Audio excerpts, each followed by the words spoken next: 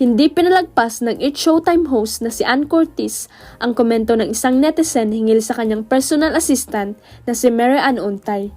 Noong nakaraang Lunes, January 22, ibinandera ng actress TV host ang larawan nila ng kanyang PA sa Instagram bilang pagbati sa kaarawan nito. Saan ni Ann, to our dearest at May Ann Untay, happy birthday. We are so blessed to have you as part of our family. We love you so much, Dalia's Tita May. Happy birthday. Sa ngayon ay si Mary Ann na rin ang nag-aalaga sa anak nila ni Erwan na si Dalia.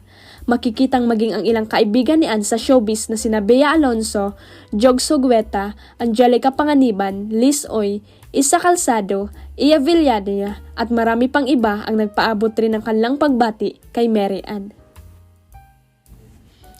Ngunit sa kabila ng masayang post ay isang comment naman ang kapansin-pansin dahil tila hindi nito nagustuhan ang pagpo-post ng It's Showtime host ng larawan nila ng personal assistant sa Instagram feed nito.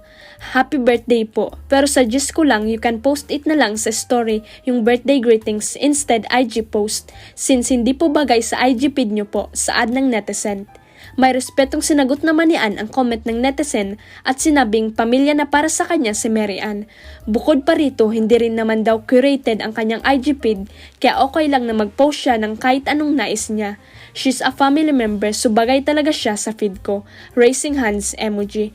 Plus hindi naman curated feed ko so walang ganyan-ganyan. But thank you sa suggestion. Face blowing a kiss emoji, sabi ni Ann.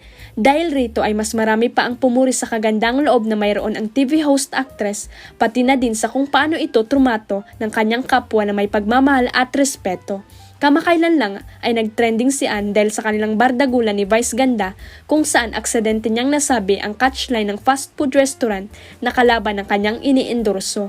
Nagsorry naman ito at inaming may lapse of judgment kaya niya ito nabanggit.